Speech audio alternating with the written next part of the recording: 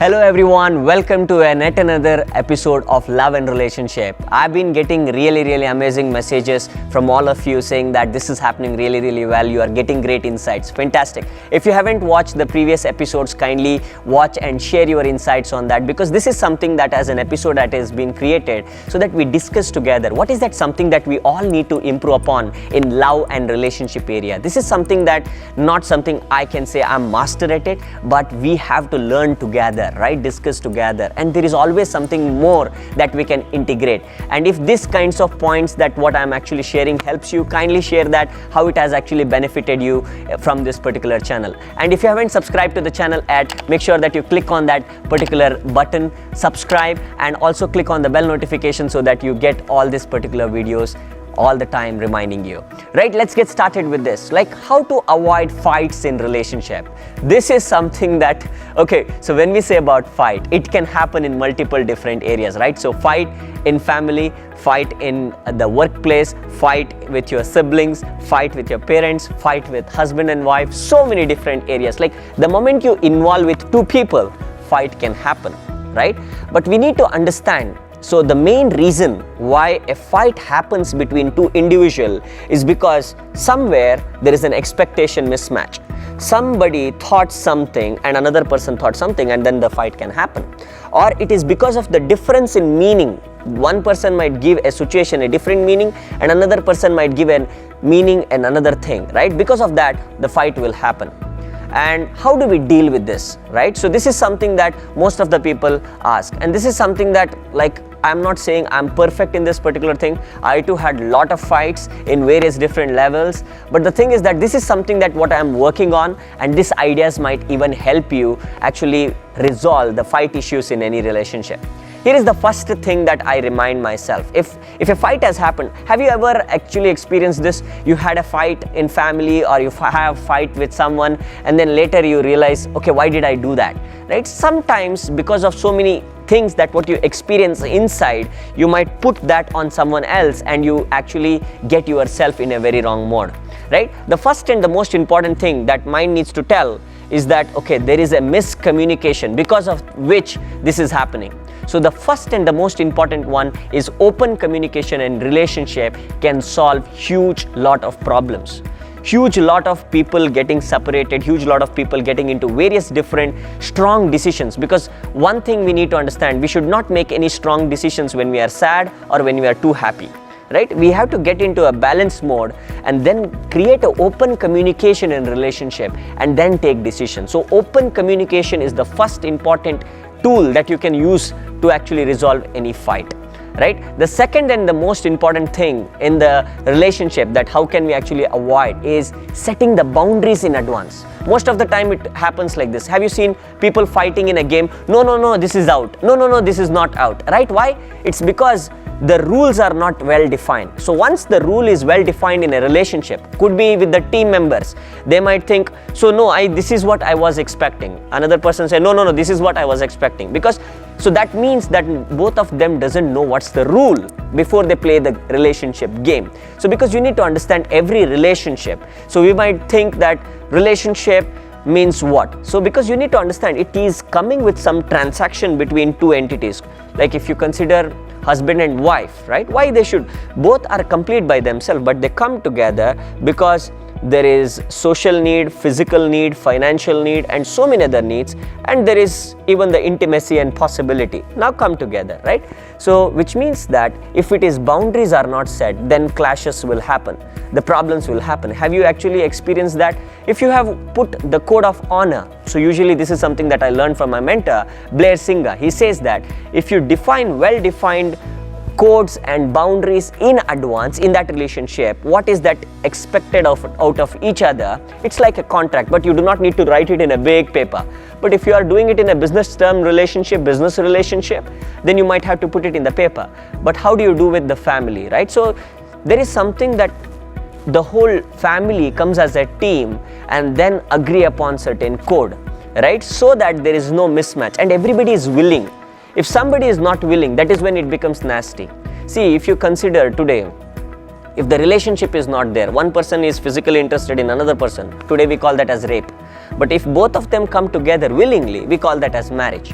right? So same thing is true in various different level. Willingly, if we give something, right, we call it as what we can call a charity. If somebody takes that out from us, we call it as robbery, right? So which means that you need to understand these are all the same things, even though you are willingly giving or unwillingly doing it, right? So if you set the clear boundaries, relationships becomes much more better in every relationship that you deal with every person, because you need to understand the external success is all about how well you keep your relationships. It's not about how much money you make.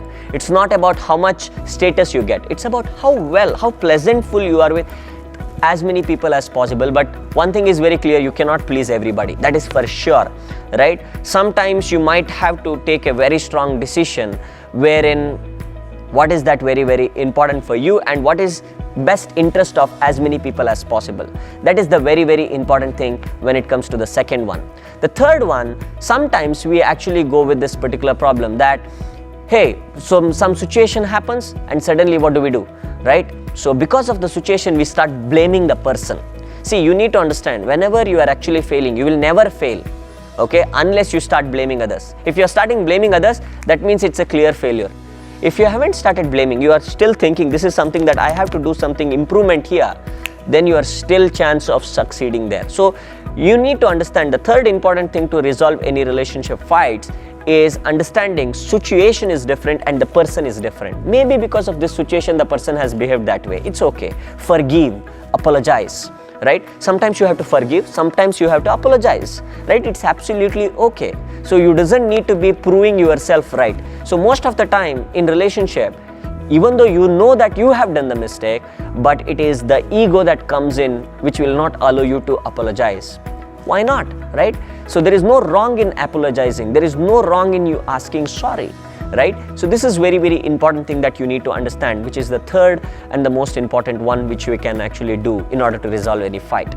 The fourth one is very, very important. If you consider any types of relationship, which is a husband and wife relationship or a family relationship or a business relationship or a community relationship or the customer relationship or any type of relationship, you can write down a positive relationship journal, positive memory relationship journal. What's the fourth one? Positive memory relationship journal. With this relationship, what are the various different positive memories that I have already created?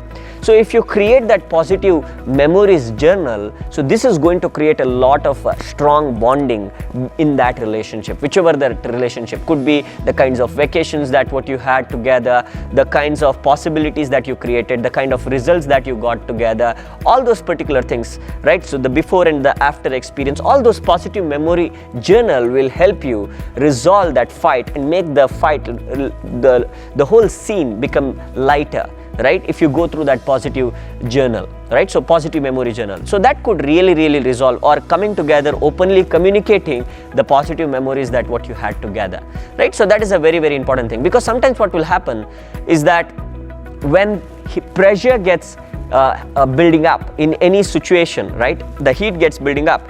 That is when people actually change their values immediately. They change their behavior immediately. They behave completely in a different way. That is when they break the rules. They break the code. They break the code of honor, what I actually said in the second one, right? So that is when another person goes like, why is that person behaving this way? Like, I never thought this person is going to behave this way. This person is going to do this thing to me. That is when you have to bring that code of honor. That is when you have to actually share that this is exactly what we agreed upon.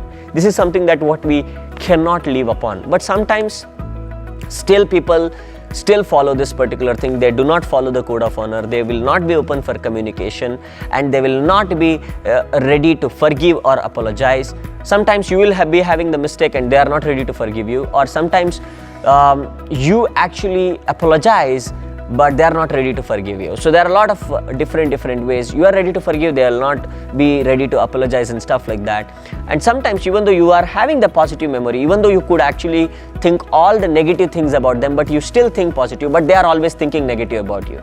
At that time, maybe that relationship is not the right thing for you. It could be in the team, it could be with a husband and wife, it could be in the couple relationship, it could be in various different relationships. Maybe you have to walk away from that particular thing, and maybe that is the way universe is telling you that's not what you are meant to have. right? So that's exactly how you need to look in for, and whether you are continuing that relationship after the fight and making it really better. But it's very important, once you go through a very bad phase in any relationship, and it's always good, sometimes if fight happens, it's for good. So better understanding and better bonding will usually happen. It's always, there is a saying, right? So where there is a fight, there is more love, right? So if you resolve that in a right manner.